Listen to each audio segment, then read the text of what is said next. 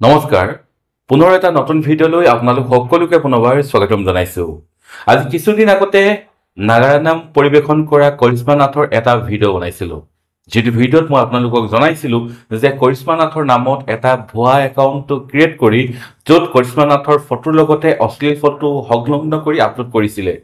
আৰু সেই কথাটো কৰিশ্মা নাথে গম পাইছিলে আৰু গম পোৱাৰ পিছতে চিপাঝাৰ আৰক্ষী থানাত গৈ এখন এজাহাৰ দাখিল কৰিছিলে।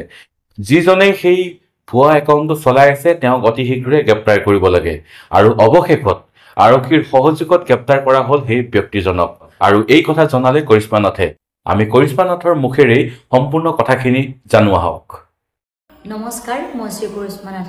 আপোনালোকে গমে পাইছিলে যে মোৰ নামত এটা ফেক একাউণ্ট এটা ইউজ কৰি বহুত দিনৰ পৰাই মোৰ অপপ্ৰচাৰ চলাই আছিলে আৰু আজি SP ছাৰ মহোদয়, ADGP ছাৰ মহোদয় আৰু আমাৰ চিপাঝাৰ আৰক্ষী ভাৰপ্ৰাপ্ত বিষয়া মহোদয়, ক্ৰাইম চেলৰ সকলো ব্যক্তিৰ সহায়ত আমি সেই অপপ্ৰচাৰ চলোৱা ব্যক্তিজনক ধৰিবলৈ সক্ষম হ'লোঁ।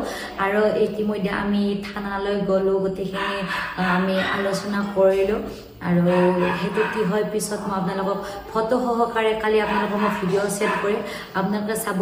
আৰু সকলোৱে আশা কৰোঁ ষ্ট্ৰং হওক, কাৰণ আজি মোৰ লগত এনেকুৱা কৰিছে, কালি হয়তো আপোনালোকৰ লগত এনেকুৱা কৰিব পাৰে। গতিকে বহুত বহুত ধন্যবাদ তেওঁলোকে যে ইমান সোনকালে গ্ৰেপ্তাৰ কৰি আনিলে। আশা কৰোঁ কোনেও যাতে এনেকুৱা কাম আৰু ভৱিষ্যতে নকৰে।